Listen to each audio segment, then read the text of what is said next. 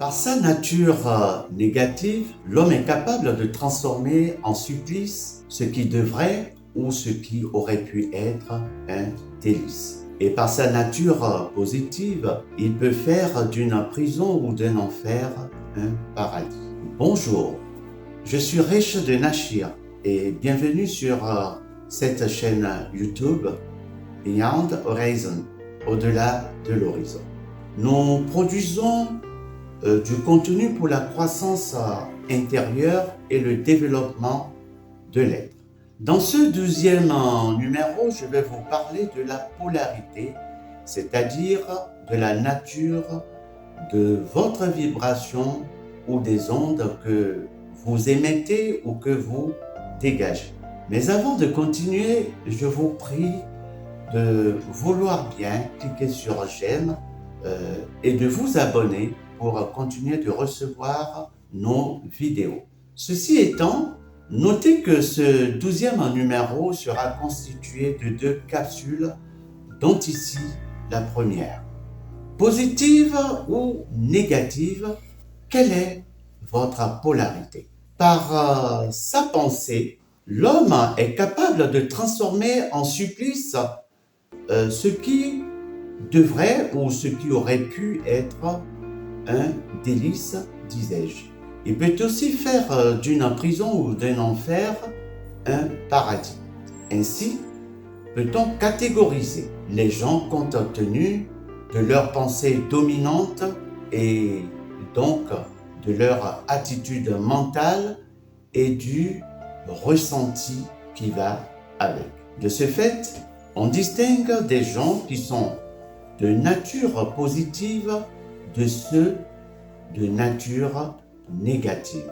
Ceux que leur pensée porte à voir la vie du bon côté, même si le monde autour d'eux s'effondre, sont des gens de polarité positive. De telles personnes ont des pensées de nature positive et bénissent leur vie pour ce qu'elle est tout en cherchant à l'améliorer au besoin. Ces personnes baignent dans une vibration positive et attirent de ce fait à elles aussi bien des personnes positives que de bonnes opportunités ainsi que de bien belles expériences de la vie. On dit que ces personnes sont optimistes. Ils voient le verre toujours à moitié plein alors que les négatifs, encore appelés les pessimistes, voient toujours le verre à moitié vide. Ces derniers, c'est-à-dire les négatifs, les pessimistes, voient la vie en noir et portent plutôt leur attention sur le côté déprimant de la vie. Ils voient factuellement tout en mal, même si il y a tout de même du positif dans leur vie et qu'il y a bien des raisons à espérer mieux. Ce sont des gens qui, lorsqu'ils regardent par exemple le rosier, ne voient que les épines, à contrario des positifs qui, au-delà des épines, voient la fleur et ses pétales et prennent un plaisir à la suavité du parfum que ces fleurs dégagent. Les gens de polarité négative pensent plutôt au mal, l'anticipent, l'espèrent et bien évidemment, ils reçoivent ce qu'ils ont cherché et commandé inconsciemment à l'univers. Du fait des ondes négatives dans lesquelles ils se mettent, ils attirent subséquemment à eux des personnes misérables qui d'ailleurs viennent accroître leur misère. Il n'y a qu'à observer les scènes de la vie quotidienne autour de nous pour s'en apercevoir, car la misère aime et cherche de la compagnie. D'autant plus que ceux qui se ressemblent se rassemblent, et ceux qui se rassemblent finissent souvent par se ressembler. C'est là une manifestation du principe de la loi d'attraction. De manière factuelle, les personnes négatives ont un état d'esprit comparable à celui de quelqu'un à qui, même quand ça va, À la question « Comment allez-vous ?» ils répondent ou du moins se pensent « Je me sens bien maintenant, mais je pourrais me sentir mal après. » Ces personnes manifestent factuellement les pensées négatives entretenues dans leur esprit. De tels individus, nous les voyons chaque jour passer dans les rues.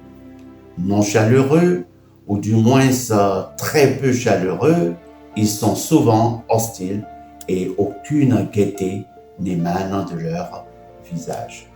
Ils ont créé pour eux-mêmes l'enfer dans lequel ils pataugent et s'enfoncent davantage chaque jour.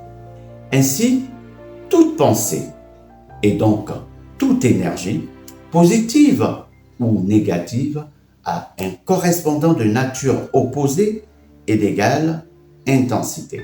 De ce fait, on peut relever tout de même que ces personnes, c'est-à-dire qu'elles soient de polarité positive ou négative, sont toutes deux nécessaires, d'autant plus qu'elles nous permettent de développer un sens de discernement qui nous permet de choisir consciemment le modèle qui nous sied le mieux dans la vie. Par conséquent, une personne lassée de son état constant de négativité peut s'éveiller, élever sa conscience et déployer des efforts nécessaires pour changer sa polarité et devenir une personne positive. C'est de tout intérêt, bien sûr. Marquons une pause et merci encore d'aimer, de partager et de vous abonner au cas où vous n'aurez pas encore fait.